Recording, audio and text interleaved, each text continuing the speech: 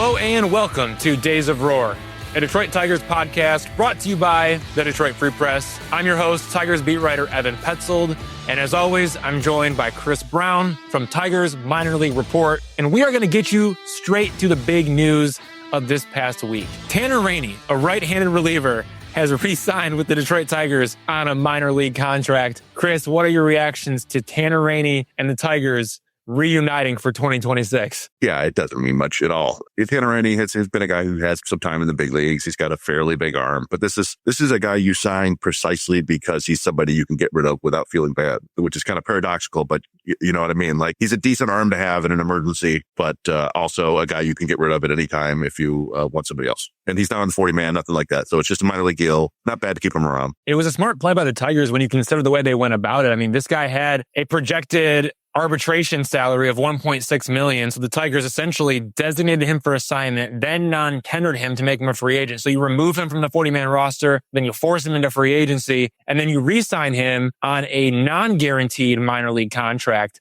which will pay him $1.3 million if he makes the big league roster. So he goes from what was a guaranteed $1.6 million to a non-guaranteed $1.3 million on the minor league pact. And if he doesn't make the opening day roster out of spring training, he's going to report to AAA Toledo. The opt-outs in his contract aren't until later in the summer. So this is a guy that they know that even if he's not on the opening day roster, he will be depth in AAA Toledo to begin the 2026 season. I think it's interesting in a way, and I know this is kind of the only big news of the Tigers week so far, but the walks have been a problem. At the same time, the fastball whiff rate spiked significantly. It went from 18% in AAA with the Pittsburgh Pirates to 34% in AAA with the Tigers after the Tigers signed him in July around the All-Star break. So going from 18% with the Pirates to 34% with the Tigers from a fastball whiff rate standpoint is very impressive.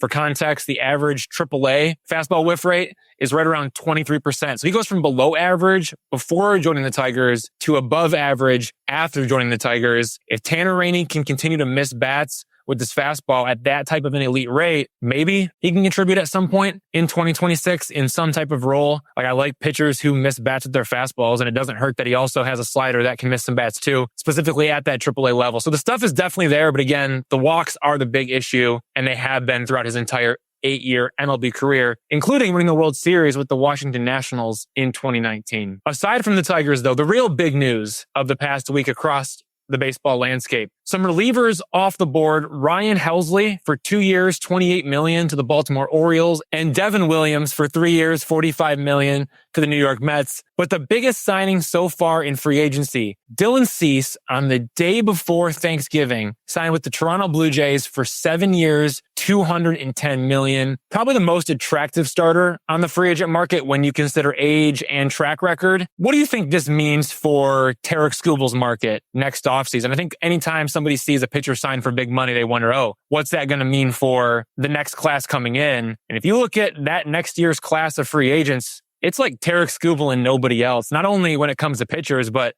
across the board. So if Dylan Cease is getting 7 years, $210 million, what could that mean for Skubal next offseason? Yeah, I don't know if it means anything directly for Skubal because he's just an order of magnitude better than Dylan Cease. Now, Dylan Cease is a very good pitcher, and like you said, he's probably the best starting pitcher available on this market. His ERA has been kind of elevated the last 3 years, but there's tons of strikeouts. He pitches a ton of innings. There's a lot to like there, and it's always interesting to see how teams value a pitcher. And I think with him, just pitching a ton of innings over the last 5 years made the Blue Jays comfortable giving him that 7 years. And we've seen kind of the going rates for pitching. You know, the Tigers have done a lot of shopping in the fourth and fifth starter bin the last few years, and it's usually like 1 year, $15 million. But like, you know, Cease is a number 2, number 3, and $30 million a year is about right for that. But Skubal is a bona fide ace, top of the heap. You know, there are 2 or 3 pitchers like this. He's going to get, like I said, order of magnitude more than that. So probably $45 million. Like it's what we've been thinking. But this is, you know, it is a good example of how much teams are willing to spend on a big time pitcher. Yeah, for me, first off, shout out to Dylan Cease and shout out to the Blue Jays, like going out and dishing out the largest pitching contract in franchise history for the Jays. That's impressive. There's deferred money, yes, but it's 7 years, $210 million. That's $30 million per year.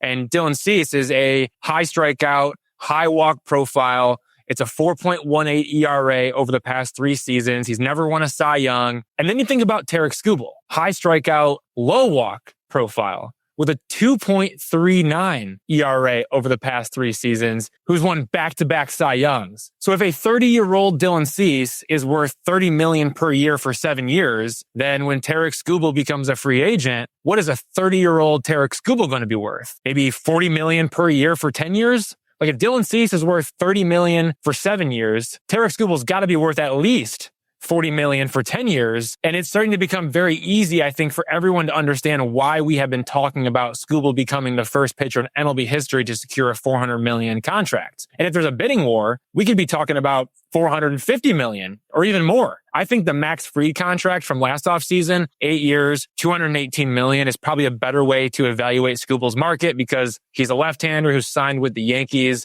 at 31 years old. But Dylan Cease's contract for 7 years, $210 million, it just continues to push things in the right direction for Skubal to surpass that $400 million mark. There's no doubt about that. So I'm sure Tarik Skubal and his agent, Scott Boras, love seeing the Dylan Cease contract. Speaking of Scott Boras, here's what Boras said about Alex Bregman in mid-November at the general manager meetings. We did not get to this over the past couple of weeks, so I want to make sure we discuss it. But first, let's hear directly from Scott Boras about his client, Alex Bregman. When you look at the Bregman free agency this year, do you expect the teams that were very interested in him and made offers last year to be right back in the mix this year? Well, I would certainly think that, like in Boston, we learned a lot about Bregman in 25 because in Boston, prior to 25, they had a lot of lineup do not holes. And certainly prior to 25, Boston has been a kind of a club that's been, has Duncan well below the playoff line. So I think it was a bad roast in Beantown. And certainly, and give the owners credit in 25. They went out and spent some Starbucks to bring in a Bregman blend that led them to the playoffs. So I'm sure the Boston fans don't want this to be just a cup of coffee. And no one wants a Brexit. So, Chicago, Detroit. I think all teams learned outside of Houston that if you want to have someone that's going to lead a championship army, there's no better general than the Brigadier. Coming back to Bregman, do you sense that the market is significantly changed because of what he did in Boston and also the qualifying offer being taken away? Well, the qualifying offer is just, for Bregman, it took his leadership exponential and allowed it to be available to so many other teams that would normally not pursue the category of acquisition of a free agent at the expense of one of their high draft picks. I can tell you that empirically, the numbers are never as good as they profess them to be about what draft picks mean, but there are instances where they've been highly rewarding for teams. But no question that with Cody and Pete, and Bregman, much like Snell, Chapman, Correa, all that we've seen earlier, when the qualifying offer is gone with star-level players, the volume of attention literally doubles. With Bregman, the Tigers were close last offseason. Do you anticipate them being interested again, and what's it going to take to get it across the finish line this time? When it comes to leadership, and I don't know of any starting position player that has been in the postseason 8 consecutive years. And so whatever that is in the locker room, whatever that is, and granted, there's talent on both those teams, but Boston was a real test. Bregman went in there with a lot of young players. And in a situation where they were finishing not close to playoff, but they were They were finishing in last in their division. And he went in there and created a culture. And give credit certainly to AC and his staff and what they do, and what, the front office did and the ownership commitment. But in that locker room, there is a sense of truth. There's a sense of real. And how that's done is so delicate in today's. You can lose young players. They can run away. We have players in there from many, many cultures, many languages. And when you see a player that's able to unite with all of them, it is something that, how can you not say that is something that's extraordinary? How can you not say that most don't have it? And how can you not say I should covet it? So that was agent Scott Boras on Alex Bregman. He brewed up the coffee and donut analogy, served it hot to the Detroit Tigers. Are you buying the Detroit Tigers need Alex Bregman's leadership, or do you think that concept is overrated? First of all, Scott Boras continues to be a madman. And I don't mind the mixed metaphors so much, but when you're talking, you're in a Dunkin' town, you bring up Starbucks with Doe was right there. But anyway, I think anybody who's ever been part of something with like a large group dynamic, right? You understand, at least to a certain degree, the value of leadership. I don't care if it's like you're in a band or on a class trip or something like that. Like it helps. But it's more than just leadership, I think, in professional sports, because you can get that sort of leadership from a manager, really, or your coaches. But it's completely different when it's somebody who's playing alongside you, like it. And not to strain another metaphor or like military history or whatever, but some of the greatest generals in history were also fighting alongside their soldiers with them. And like it builds that camaraderie. And so I think with Bregman, I think the Tigers really could use that kind of leadership, a guy who's been there through everything. But beyond that, it's because he's still a good player and he's gone through all sorts of other things before. And one of the benefits of having that experience is you can kind of relate to your teammates things that you've gone through before, but also just being older, you can relate to people things that your other teammates have gone through before. So you could talk to Riley Green or Parker Meadows or Kerry Carpenter about stuff that George Springer went through or Kyle Tucker went through, or you could talk to Dylan Dingler about Brian McCann and Martin Maldonado. Like you just have that experience, and I think it's super valuable. And I think it would be very helpful. I don't think leadership alone is going to provide that value, but when it comes with a good player, that's a really nice package to have. I think it's one thing to lead behind the scenes, and it's another thing to lead on the field. And then it's a completely different thing to do both.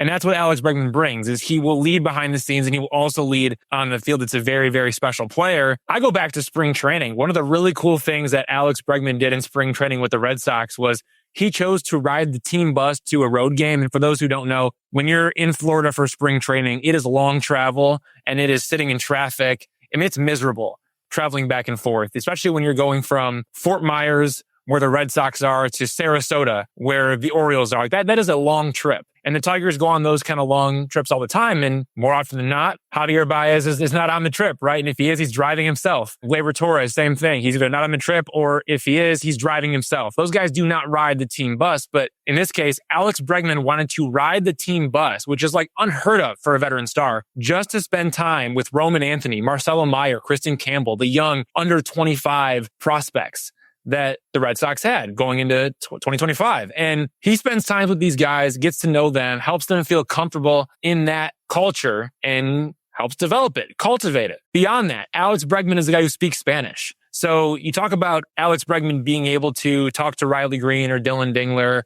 or Colt Keith. Well, he can also talk to Javi Baez in Javi Baez's language. He can talk to Gleyber Torres in Gleyber Torres' language. If there is a pitching prospect who comes up and he happens to speak Spanish, maybe it's a Kiter Montero coming up for a spot start, he can have a conversation with Kiter Montero in Kiter Montero's language. Like that, there is a element to that that's really special. So I think the combination of connecting with young players to connecting with players from Latin American countries to being able to connect with veterans to being close-knit with AJ Hinch, his former manager in Houston, like all these different things, that's what makes Alex Bregman special. And then you look at what he does on the field, and this is a guy who, yes, he was limited to 114 games because of a right quad strain. It put him on the injured list, but he hit 273 with 18 home runs, 51 walks, 70 strikeouts. He had an 821 OPS. He's the real deal. He hit 309 with a 933 OPS in his first 83 games of those 114 games in 2025. So Alex Bregman, I'm a believer in the leadership. I think it's real. I don't think that concept is overrated. I understand why Scott Boras is selling it.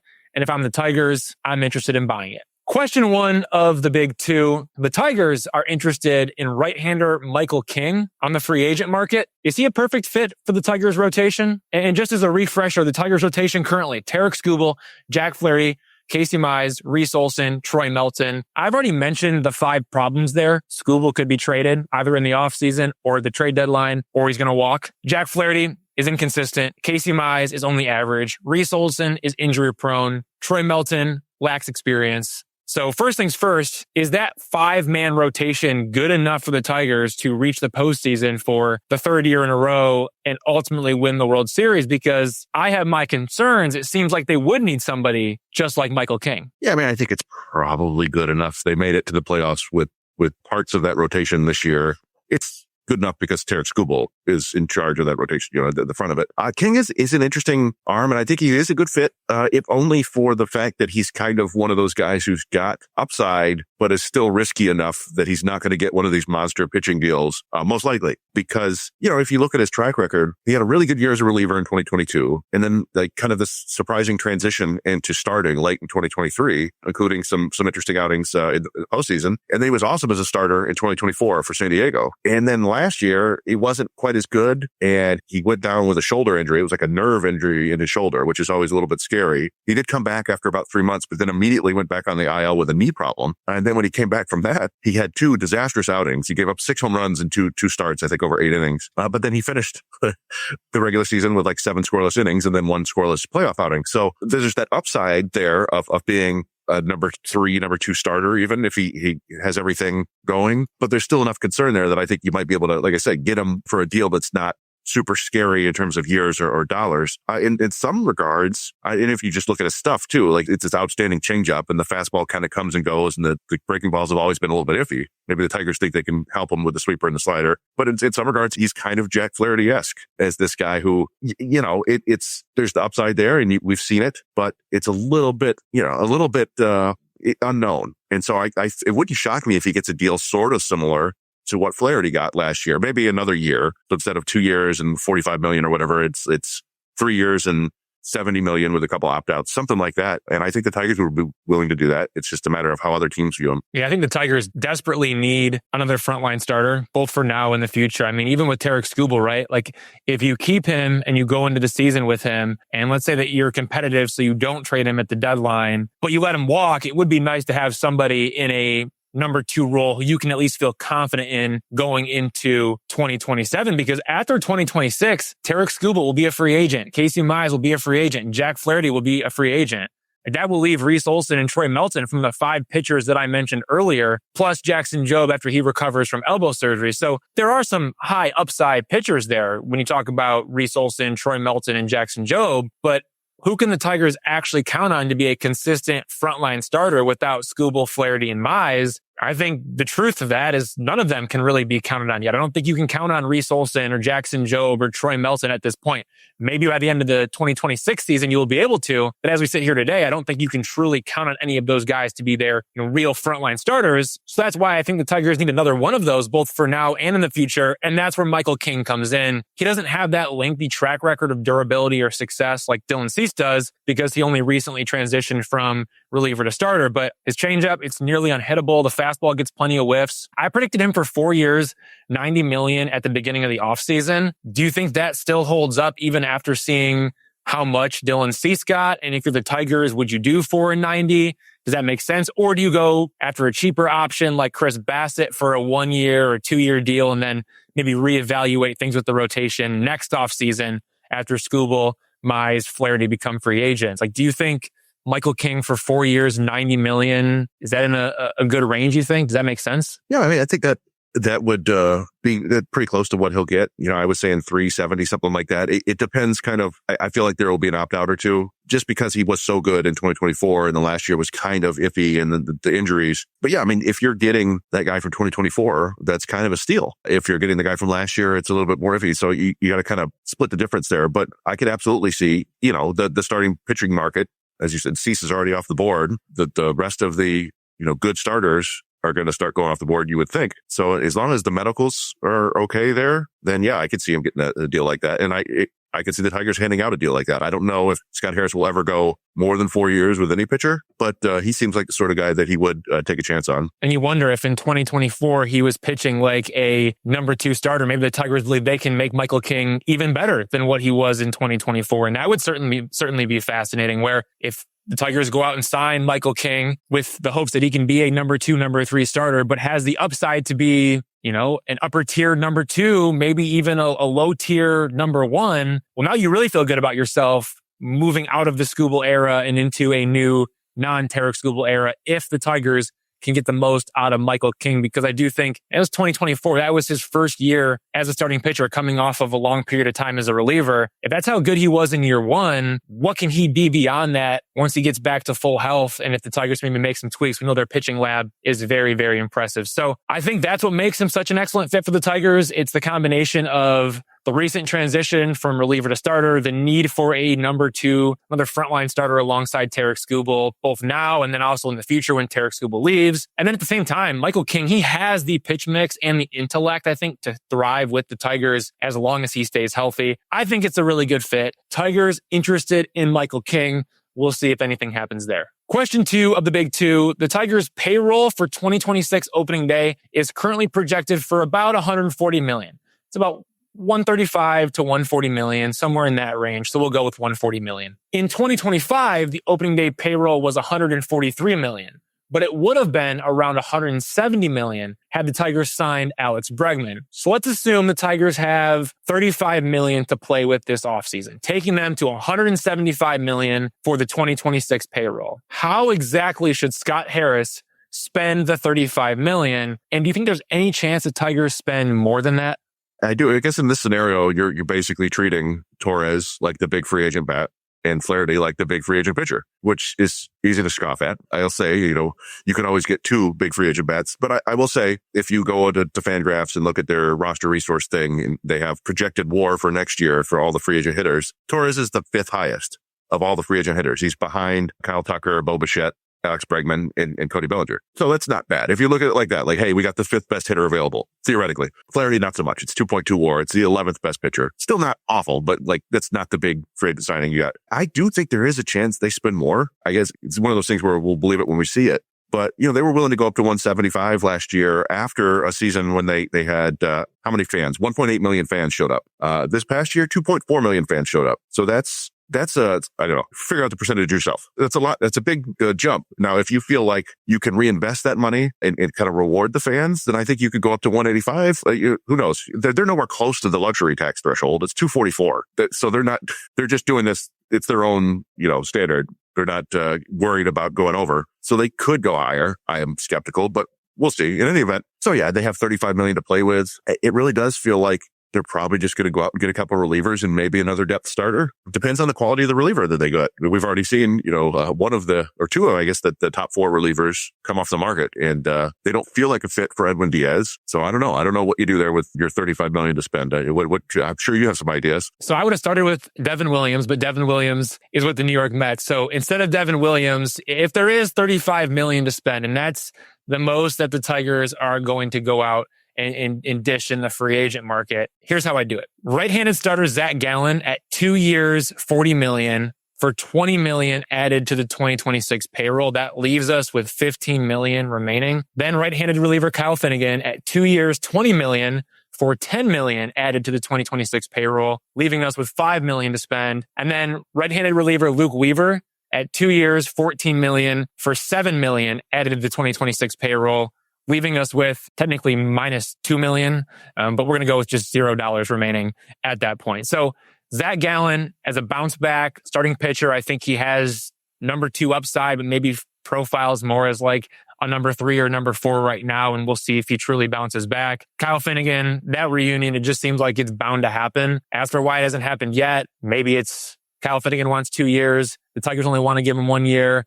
and maybe the Tigers eventually have to just do what they got to do to get their guy back. And then Luke Weaver, I like that as an option. I mean, he's pitched in New York. He's pitched in big innings before. He's never been a true closer, but I think Luke Weaver can definitely add something to the Tigers' pen. So would you be satisfied? Zach Gallen, Kyle Finnegan, Luke Weaver, when you consider the Tigers also theoretically kind of sort of maybe added Jack Flaherty and Gleyber Torres as well. If you were to say, hey, look, you added Jack Flaherty, Gleyber Torres, Zach Gallen, Kyle Finnegan, and Luke Weaver, and those were your additions, are you satisfied?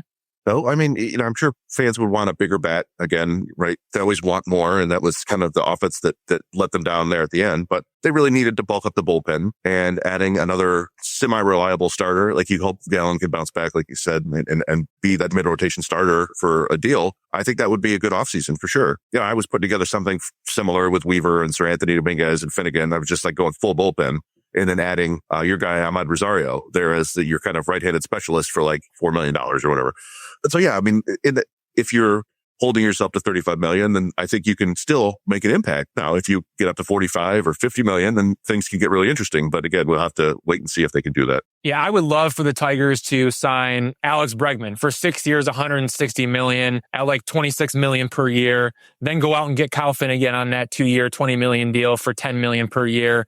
And that would give you the total of about $35 million as well, getting Alex Bregman and Kyle Finnegan. But Alex Bregman does not address the need for another frontline starter. And Kyle Finnegan all by himself doesn't address the need for multiple relievers. So I just don't see the Tigers going in that direction with Alex Bregman. I feel like the clear needs are the rotation and the bullpen, not third base, because Colt Keith is at third base. All right, we're going to take a break. When we come back, we are joined by bullpen expert Greg Jewett. We're going to talk all things Tigers bullpen, free agent market, and even a little bit more beyond that. Greg Jewett coming up next.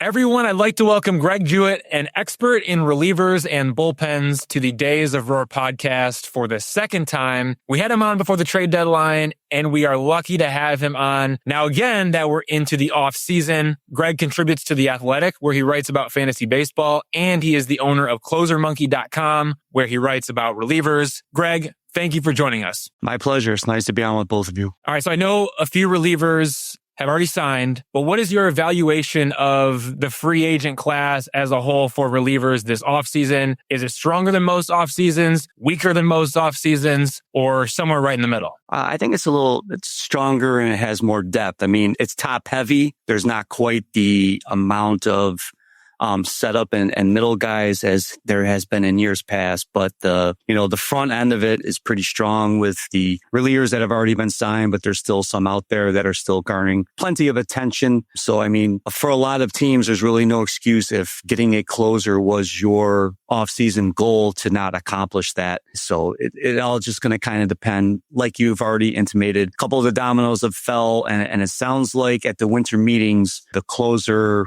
dominoes are going to go rapidly. Well, you mentioned the fact that this is a top-heavy free agent class for relievers. At the very top of that is Edwin Diaz. He was the closer for the New York Mets. He is at the top of the leaderboards when it comes to relievers that could be signed in free agency. Do you have a contract prediction for Edwin Diaz? Do you think he's worth the investment? What are some of your thoughts on his free agency as a whole? He could be a great fit for every single team, including the Tigers. Yeah, it's just your tolerance of, as he's, and I know Chris can probably attest to this too. It's like, all these relievers, there's like a cliff. So you want to make sure you're not at the point where they fall off. And that's the hard part. You can't predict when a closer's or a high leverage reliever is going to hit that wall. And all of a sudden the velocity dips or you affect into spades and things just go awry. And if you could think of like the Dodgers bullpen this year, that happened a little bit with Kirby Yates and some other things. So Diaz has been pretty upfront. He pretty much wants the same contract he signed with the Mets, but for the next 4 years. So that's why he opted out. He could have taken the same money and just done it for the next 2 seasons, but he wants that one more longer guaranteed contract to finish his career. So I'm guessing he wants 4 years and probably $80 million, whether you're going to put some of that up front in a signing bonus or however you want to finesse it. That's pretty much where his market is set. Yeah, that reliever cliff, I think Tigers fans remember that well from guys like Jose Valverde back in the day, and Francisco Rodriguez kind of just drove right off it. All he did was throw changeups, and that was rough. The other kind of big name out there is Devin Williams. I'm curious if you think he's going to get a contract around the same as Diaz, something close to that. I keep thinking somebody's going to get a deal reminiscent of Josh Hader, but maybe that was just like a one-time thing because that was 5 years, right? Yeah, and I think that 5 years scares a lot of teams, and I can't blame them. It's so hard to invest long term at that position, and it makes it very difficult to get full value out of something that long. And Josh Hader seemed like almost a slam dunk. And then last year, I think part of it was overuse. He had few too many multi-inning outings with not enough days of rest in between. And I covered that on my site. But I just don't see, even if Diaz wants the 5th year, I think teams would balk at that. I think that's why he's kind of going in eyes wide open at the 4-year maximum threshold at that. You can always add a team or player option at the back end of it, so then they can give him a 5th year, but he has the chance to opt out. As far as Devin Williams goes, I don't think he can get the money that Diaz did after the way he went through some ups and downs with the Yankees. He finished strong when he was in a setup role, but he was very good with the Brewers. You kind of look at the Yankees season almost as an outlier. You don't know if he was trying too hard or if he just couldn't get acclimated. There's been a lot of talk that the infield defense didn't do him any favors, but that can speak to a lot of the Yankees pitchers. I think he could get a 2-year with an option like show me deal, probably in the range of like where Iglesias was at $16 million. If a team's still kind of balking or going to throw last year in his face, he might have to just sign like a 1-year deal, go to a team, have a great year, and then go back into the market next year. I think that's viable for him. It just kind of depends on where he's at with his comfort level. But I would be okay as a general manager taking a chance on Devin Williams. I just think there's enough of a track record. Now, you do have the back issue that he had 2 years ago, and that's got to be in the back of GM's brain. So I think that might bake into the equation why he can't get full value on this market. More about Edwin Diaz and Devin Williams a little bit later, especially as it pertains to the Tigers. But we want to ask you about Ryan Helsley, not only signing for 2 years, $28 million with the Orioles, but choosing to stay in the bullpen despite multiple teams pursuing him as a starter. Did he make the right decision to stay in the bullpen, or should he have transitioned to the rotation? I think he made the right decision. And even when you were reading that article from Katie Wu for The Athletic, where she kind of wove in the quotes about Detroit being interested in him being a potential starter for them, he was even saying like, I'm kind of more comfortable as a closer. I think that kind of, and it sounds crazy because these guys are so used to adrenaline in the 9th inning. Even when he went to the Mets and he was in the 8th and there was rumors that he was tipping pitches and this, that, and the other, he can rear back and throw a 100-mile-per-hour fastball. There's no question about that. However, last year, when you look on StatCast and you're going through some of the metrics, his fastball had a run value of -15. So that's obviously not very good. The year before, in 2024, when he had 49 saves, it was only at a +3. I mean, his slider is the money pitch. It's hard to transition into being a starter if you can't hit the 4 quadrants of the strike zone with your fastball. I think sometimes he gets behind the count, he just kind of throws it down the middle thinking he can just get it by people, and major league hitters make that adjustment. Now, do I think he can be better than last year? Absolutely. I don't think he'll ever be as good as he was possibly in 2024, but I think there'll be a rebound for him. But being a closer, to me, is the best decision for him from that perspective. And, it was an interesting concept there, but yeah, he doesn't seem like the guy that's changed to a starter. But we have seen that with a number of pitchers lately over the last 5-6 years or so. You got Seth Lugo, you got Michael King, Reynaldo Lopez. What are the other signs to you that somebody is capable of doing that? And is there anybody in this market that you think like, hey, that could be an interesting path forward for him? This market, I was going through the guys and I didn't really you would like to see somebody that's doing like Michael King was doing like multi-inning outings for the Yankees. So he was used to going a little, they could stretch him out. And the Mets were doing that with Lugo near the end, and that's what made it. Ruben Niebla from the Padres is fantastic at taking these guys and helping them work with and maximize their arsenal. I just don't know. I think one of the hardest decisions this year that we're not really going to get into, but is what do the Padres do with Mason Miller? It's like, and the beat writers have said about the Padres, they're like, they can't get that decision wrong after the prospect capital they gave up to get him. Now Suarez is opted out. What are you going to do? Because you don't want to thin out the bullpen to beef up the starters, because if he works out as a starter, but no one can close the game, then you're chasing your tail. So, but anyways, back to your original question. I didn't see it. I mean, ideally you would want a guy that can get people out from both sides of the plate with his two best pitches. They don't necessarily, he can have three pitches, but he should be able to work to each side of the plate with two of them and do it with proficiency. And if you can't do that, then it runs your pitch counts up.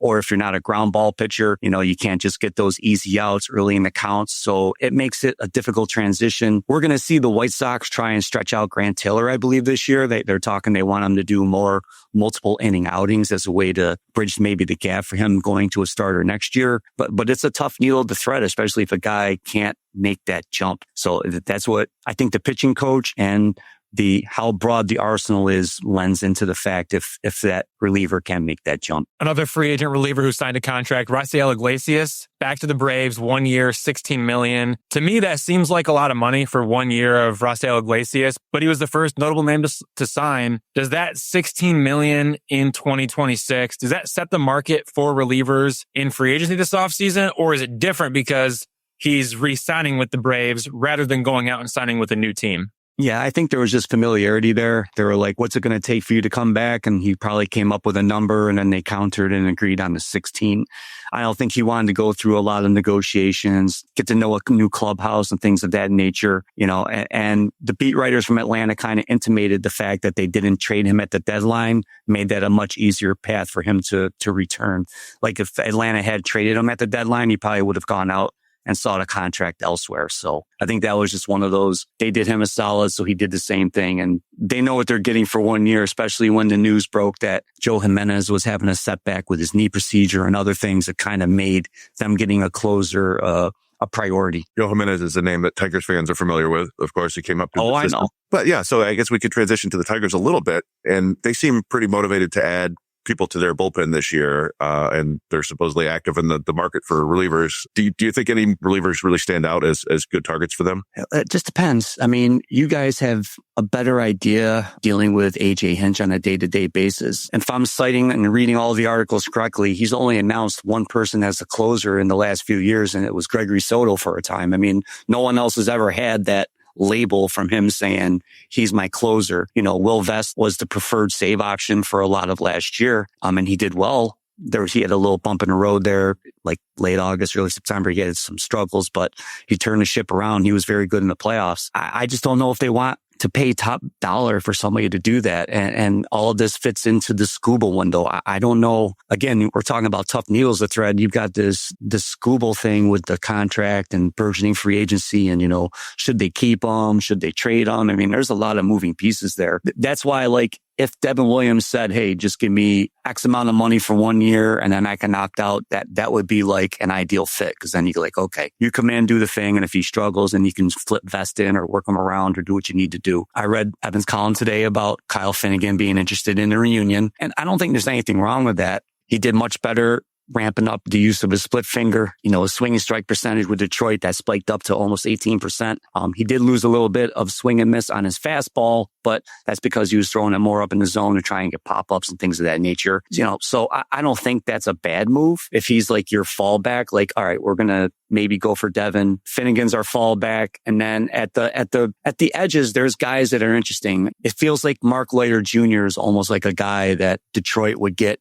You could probably get him for like $4.5, $5 million. He could take over the role that's vacated by Tommy Conley. He's got kind of a similar arsenal, one good pitch, but he has a little bit more velocity and there's a little more array in his arsenal that I think could help. He struggled a little bit at times with the Yankees, but he was very good with the Cubs. And I think Detroit could get that level back out of him. So that, there's going to be levels, but I think they need to get at least two relievers. And from the trade front, St. Louis has Jojo Romero out there. I think that would be an ideal lefty to get in there. So then you could kind of use Tyler Holton more in the 6th or 7th inning. And then you would have Romero and whoever setting up for whoever's in the late inning matchups. I don't know how the trade matches up on the prospect end between St. Louis and Detroit, but I think the way St. Louis is running their fire sale, that would be a name I'd be very, very interested in getting into my bullpen, because Romero can do multiple innings. He's very good against lefties and he's under team control with his contract. So that's like an ideal fit for what Scott Harris likes to do. We have some live breaking news here as we're recording. Reliever Devin Williams and the Mets are in agreement on a 3-year contract, according to Will Salmon of The Athletic. So Devin Williams to the Mets. Yep, scratch that. On a 3-year deal, cross him off the list. But do you have any reaction to Devin Williams going to the Mets, what that may mean for Edwin Diaz, and what that means for the reliever market as a whole? I make it mean Stearns wasn't willing to go more than 3 years on Edwin Diaz. So it sounds like Edwin will be having a new home. So that's going to be, I could be wrong about that, but that's very interesting. So we don't have to worry about Devin getting a 1-year show me deal. He's going to go across town and try and prove to New York that he can handle New York. So if it's not going to be Edwin Diaz, and obviously we know it's not going to be Devin Williams, who are the next best high leverage relievers in free agency who kind of fit the need for the Tigers? I mean, they need some more swing and miss in their bullpen. They've mentioned they want to address that. Yes, Kyle Finnegan can be a part of that, but he's probably not the big solution. He's probably a complementary piece. If it's not going to be Edwin Diaz, and if it's not going to be Devin Williams, who's it going to be for the Tigers? I think they're going to go the lower money route. An interesting name would be, and this is way out of nowhere, and we talked about Colorado relievers back at the trade deadline, was Tyler Kinley. When he was with Atlanta, he had a whip I believe it was 0.68 in his last 2 months with Atlanta. Getting him out of Colorado, he leaned into his slider. He was starting to throw his curveball more. This is a guy that you can probably get for, I would say, $3 million or less. And he can give you that swing and miss. He's been pretty durable and sturdy for Colorado. I think that would fit you well. Like, what worries me about like Pete Fairbanks in Detroit is the Raynaud syndrome. And you know, you get cold weather up there and that's what triggers, you know, you lose feeling in your pitching hand. We saw what happened to him in Cleveland in the postseason. He couldn't throw a ball near the strike zone. To me, Pete Fairbanks would be a fit for Detroit, with the exception that I don't think he can handle some of the weather there. Whereas going to a Toronto or Miami, like they were talking about today, those are good fits. You've got closable roofs. You've got warmer weather in Miami and he has familiarity with Bendix. So, I mean, that makes it tough. So we're talking about this was top heavy. The market's already narrowing. So with Devin Williams being taken off of that list, it's gonna make teams get a little bit more aggressive, or you're gonna have to explore the trade market. So I've got some other kind of random middle reliever names that I go, you know, I'll check out the roster resource or whatever and see guys who are out there. And actually, you know, I saw Sir Anthony Dominguez pitch in the postseason. I think a lot of people did. And it's like, you know, it's really good stuff, but can you get him to throw strikes? And I'm kind of curious if you think he's going to get any kind of interesting deal there. Would he be a decent target for the Tigers? Well, I think he could help you as a setup reliever. Absolutely. And he can give you the swing and miss, you know, and that's always been the bugaboo. Now, last year, he changed his pitch mix a little. I believe he added a split finger while he was working in spring training with Baltimore. So he added that pitch in there. So that helps him. So, you know, if you don't want to, or if you can't get Finnegan, you know, you can go the Sir Anthony route. And then, like we said, Leiter Jr., guys in that little bucket. If you can trade for a Romero, that just adds depth into your bullpen with more swing and miss with a couple of those moves that should be able to weather some of the storm.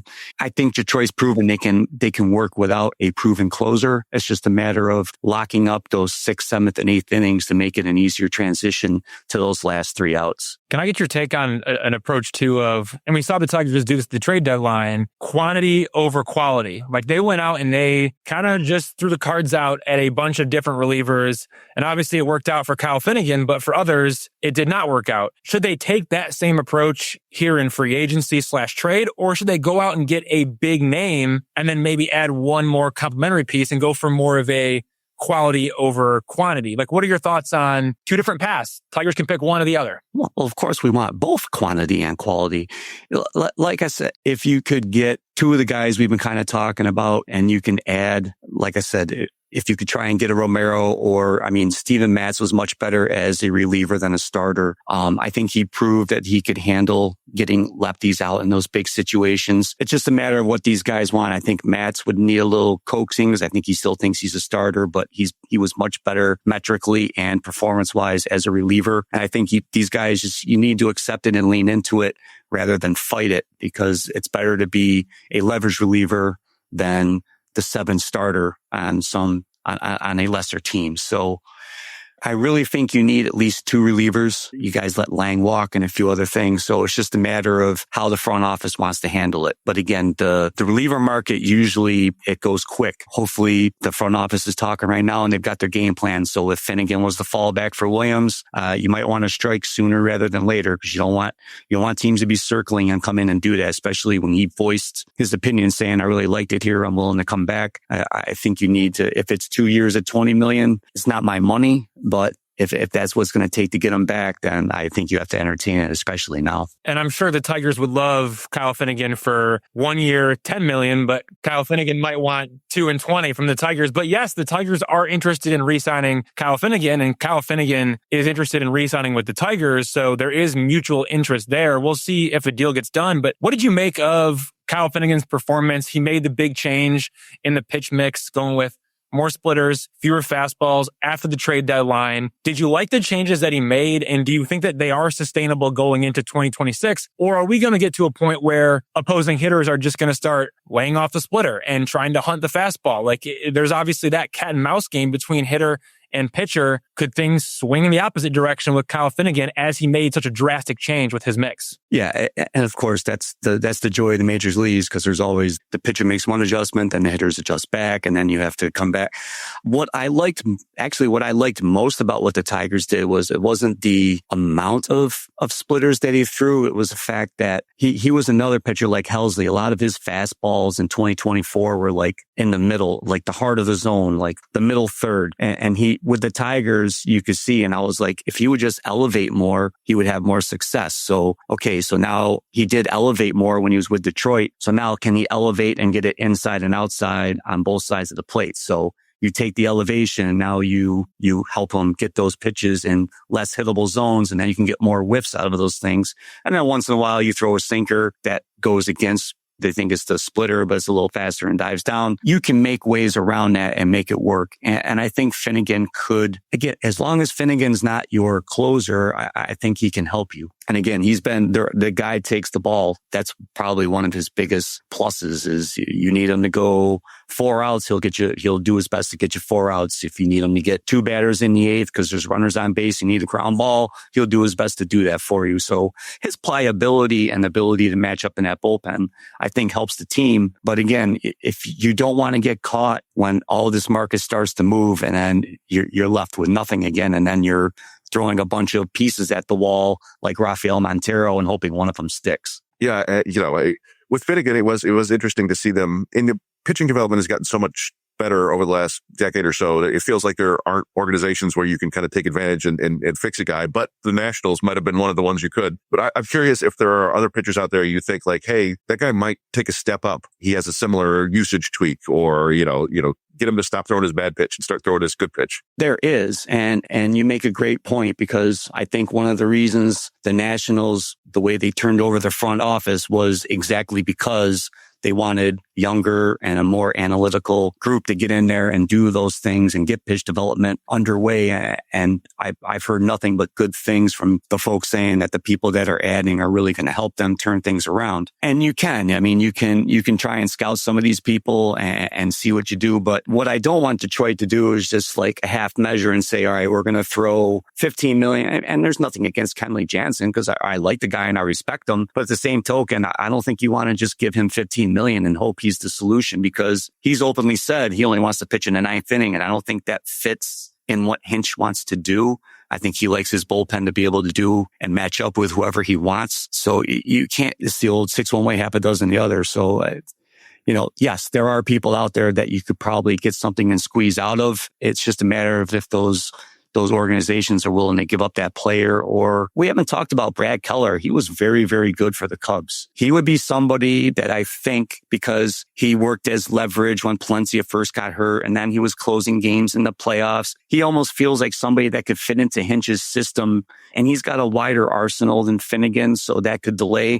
You just gotta talk him out of wanting to be a starter. He was very, very good as a leverage reliever last year. He almost made the same jump that Hoffman did when he first converted from a starter into a reliever. So I feel bad we haven't really mentioned Keller, but he's another interesting name that, again, a fallback to the fallback. So we've already lost Williams, if you can't get fitting in, then maybe Keller becomes a target. So you get those things into place, but you got to make sure that phone's always working. So you're getting one of these people. You just want to get one top leverage reliever, whether it's Dominguez, Keller, whatever, Finnegan. And then if you get a guy like Leiter Jr. or Kinley, that'll fit in there.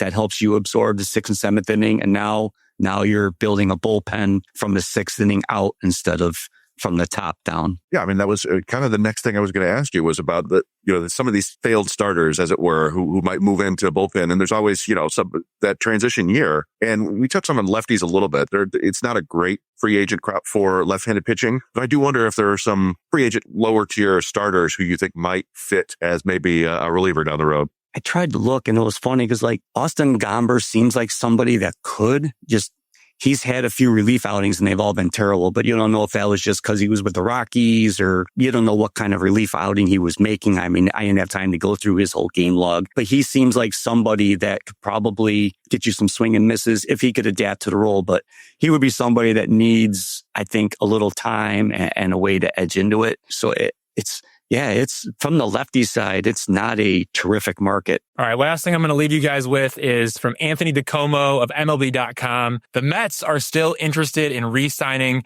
Edwin Diaz even after agreeing to terms with Devin Williams. And Devin Williams is open to pitching in a setup role for the Mets if they go out and get Edwin Diaz. Greg, I'm going to leave you with this. What do you think about a Mets bullpen of Edwin Diaz and Devin Williams? How disgusting would that be? Well, it's pretty good. I mean, it's it's what it's what they thought they were doing when they got Helsley last year. So they thought they were building a super pen to kind of weather the storm. And yeah, I mean, Edwin Diaz, just like we were talking earlier about Hader, he made more multi-inning outings last year than normal.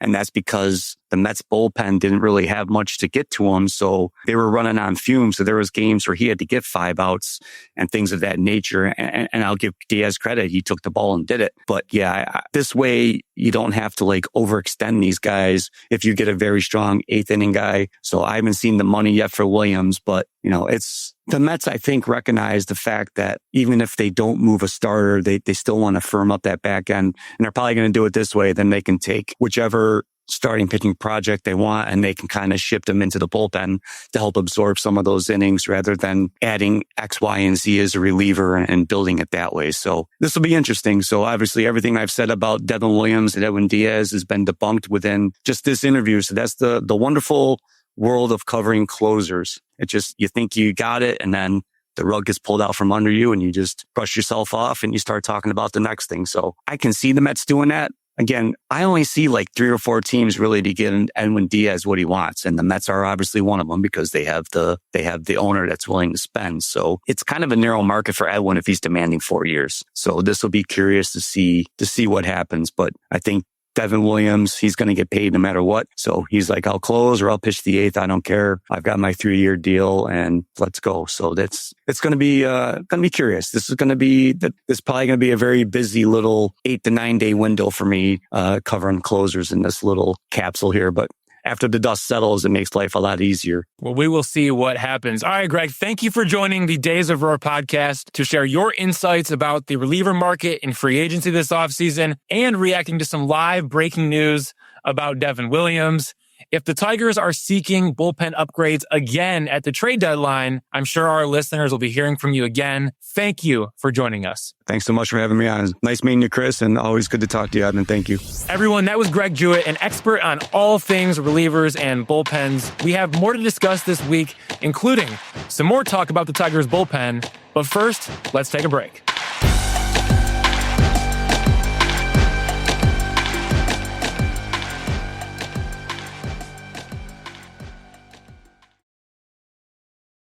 All right, we're back. Always great to talk to Greg Jewett about the bullpen, not only with the Tigers, but also across the entire baseball industry. Let's talk more about the Tigers bullpen, though. Who do we trust from the current Tigers bullpen going into 2026? Because if you talk about what are the needs in free agency and trade, I think it starts with the bullpen, because when you try to fill out a bullpen, I mean, you got 13 pitchers 13 position players.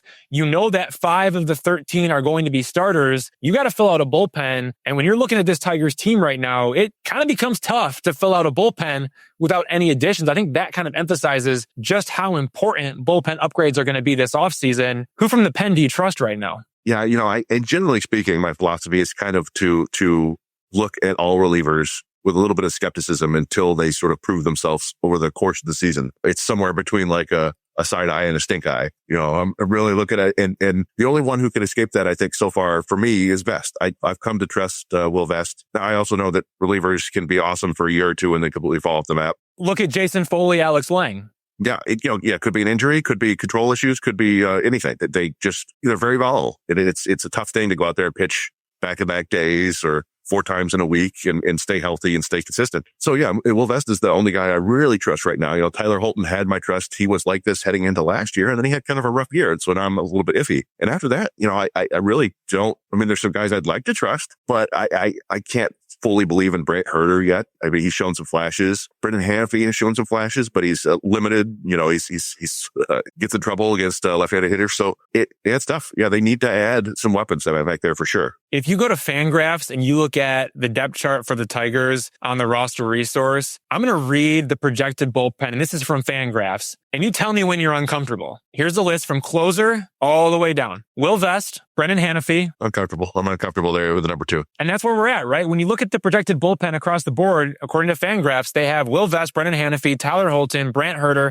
Kader Montero, Bailey Horn, Chase Lee, and Bo Brisky from the top down. That's a problem for me. You're right. I trust Will Vest. I'm going to be confident in Tyler Holton because he's got the track record of doing it. Yes, 2025 was shaky, but do not forget what he did in 2023 and 2024. I think we have to remember that Tyler Holton was as dominant as they come for back-to-back years before scuffling a little bit in 2025. So I'm confident in him in 2026. Brendan Hanfey gives up too much contact. Brant Herter, I like what he's able to do from a command standpoint from the left side, but when he loses command, it's dangerous and it's bad. Like not dangerous in a good way, dangerous in a bad way for Brant Herter when he loses the sync of his delivery. I like Kader Montero as somebody who could emerge as a legit weapon in the bullpen, but is he somebody that I really want pitching like in high leverage situations for the entire season? Like, no. Bailey Horn, Chase Lee, Bo Brisky, like these are names that we can't trust. I think Will Vest has earned the trust of everybody, fans, Tigers front office, AJ Hinch. But aside from that, who do we trust? And I don't really think that's the case. So I don't know if you have any thoughts on like any up and coming prospects who could become high leverage relievers, any starters like maybe a Kader Montero type or a Sawyer Gibson Long who could become full-time relievers and be really good, or maybe even relievers towards the bottom of the 40-man roster who could emerge, like a Bailey Horn or a Chase Lee, Dylan Smith, Drew Sommers. Like there are always those kind of guys who emerge at some point during the season. Somebody like that could maybe be an option for the Tigers to step up. Ty Madden is maybe somebody who may not pitch out of the rotation, but could be a good fit for the bullpen. Any thoughts on that? Like, find me some solutions, please.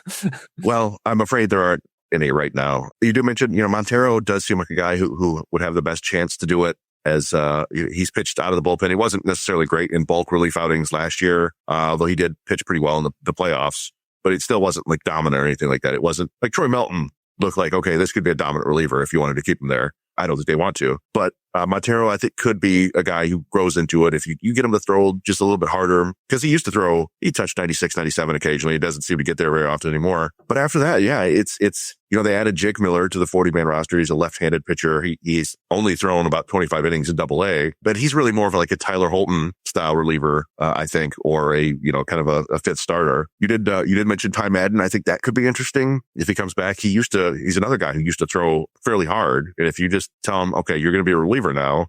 The splitter could play. Yeah, the splitter, and he's always had a pretty good sort of slider cutter thing going on. Could spin it. And, the fastball's always been a little bit iffy, but if you're throwing 97 plus consistently, you can get away with that a little bit more. And then, Dylan Smith was a guy who was showing it in the minors, and he was another guy who would touch 97. They got to the big leagues, and he just did not have the command. I think the stuff is still there to be useful, but he just couldn't command his arsenal, and they got hurt. But yeah, there's nobody really, they're screaming. You can go way down in the farm system. There's a kid named Moises Rodriguez who throws 100, and it's got an interesting slider, but he's barely pitched above low A. It's like sometimes relievers can move really quickly, but he doesn't seem like the type to do that to me. So yeah, they're I don't know. I don't think there are any answers really from within the system, at least right now. Is that a problem? Like, do the Tigers have a pitching problem in their organization when you consider, and I know you've touched on this and you've written about it in Tigers Minor League Report, you've done some great work, but when we're grasping at straws, trying to find options for the Tigers, not only in the rotation, but more importantly, just in the bullpen. Like, we're just looking for bodies at this point, it feels like. Is that a concern when you consider that Scott Harris prides himself on pitching? Like, that is something that he excelled at with the Chicago Cubs. And that was kind of his bread and butter there with the Cubs, was pitching. And we're pretty deep into the Scott Harris era here with the Detroit Tigers. And we're grasping at straws trying to find bodies for the Tigers bullpen. And we're talking about guys like Moises Rodriguez as options and nowhere close to the big leagues. So is there a pitching problem here that maybe needs to be addressed? Or do you think it's just happenstance that, oh, there's no arms and maybe once we get to next offseason, there could be a surplus of arms? Yeah, I mean, I do think there's a problem. I wrote an article about this. I really hid my feelings by titling it, "The Tigers Have a Pitching Problem." I don't know. It's not necessarily like this looming disaster that's coming, but Rahelio talked about it on last week's show where, the starting depth, for one thing, is kind of evaporating now. You still have Montero, you got Gibson Long, maybe you've got Ty Madden, maybe if you want to start them. After that, there's nobody else is coming to save you. If they have to dip really down into the minors for more starters, there's nobody there. They have Andrew Sears, who's an interesting prospect at AA, but he's probably more of a Brent Herter kind of bulk reliever. We'll see. He can improve. But part of that is their draft philosophy over the last couple of years. They've taken a lot of high school arms, and basically across the board, they've all gotten hurt. And even some of the college arms they've taken have gotten hurt. And part of the problem that I see is there's something going on in the minors. Maybe it's just horrible luck. Sometimes teams have that where just everybody gets hurt and pitching is inherently bad for you, right? Like there's no surefire way to stop this from happening, but there's something about the pitchers they're targeting, particularly the high schoolers that we've hardly seen any of these guys. Paul Wilson couldn't throw strikes in his first year. He came out with throwing strikes last year and then blew his arm out. Jake Diaz has kind of been hit or miss. They've got guys like Andrew Dunford and Jonathan Rogers and Ethan Scheffelbein and Owen Hall. Zach Swanson, they drafted him and then he immediately blew his arm out. They added more high school guys this year. And some of them are interesting, but it's just, it's kind of what's created this large gap in the middle. And kind of the odd thing about it is under the previous regime, they were always taking these kind of iffy college starters who ended up being relievers and just college arms in general who didn't have a whole lot of upside. And I think this front office has actually drafted a bunch of interesting college pitchers too, but then they they have so far traded them. That was basically what they used for their trades last year was surplus minor league starters. RJ Sales and Mike Ashman wasn't a starter. He's an interesting reliever. But so, yeah, they just don't have anything that kind of as a calling card in the minors, and it's not producing results yet. And I can go on about this forever and ever. I'll say that they had terrific results in the minors last year with pitching, but they've kind of learned to game the system a little bit, which sounds rough. I guess the way I can explain it is years and years ago, when Moneyball was going on, right? Everybody was focusing on walks, right? And after a few years, we realized, hey, walks are great, but you don't get to the big leagues by walking a ton. Like Kevin Youkilis was the Greek god of walks. He was great, right? But he was great because he also hit 270 with power and walked a ton. So we've had this kind of reckoning where just walking a ton it gets you results in the minors, but it doesn't translate to the big leagues. And the pitching equivalent of that is throwing strikes. The Tigers have really focused on throwing strikes, and you can go at every level, and they were among the league leaders in fewest walks. And it turns out, like, even if your stuff isn't great, if you throw strikes in the minors, you're not going to get hit very hard because these are minor league hitters who aren't always great. And so they've done that, and it hides the fact that they don't really have any elite arms down there. There's nobody. I mentioned Moises Rodriguez. He's one of the few guys who could throw in the upper 90s. So I don't know. It's a long-winded answer of saying I do think they need to fix some things down there, but I don't really have the answers for how they can. But it's, a year from now, Skubal's probably gone. Flaherty's probably gone. Mize is probably gone. They're going to have to backfill somehow. So they're going to have to do it in free agency, or they're going to have to make some changes in the pitching development process. You heard it here. The Tigers have a pitching problem, and there are no solutions. And with that, it is time to get out of here. Thanks to Chris Brown from Tigers Minor League Report for co-hosting with me once again this week. Thanks to everyone out there for listening to the latest episode of Days of Roar. Please like, rate, share, and subscribe. Drop us a rating. Comment what you think about the show, and stick with freep.com/sports for the latest Tigers coverage. I'd like to thank the editor of the Free Press, Nicole Avery Nichols, and our magical producer, Robin Chan. For the Detroit Free Press, I'm Evan Petzold. We'll catch you next week. Until then, go in peace.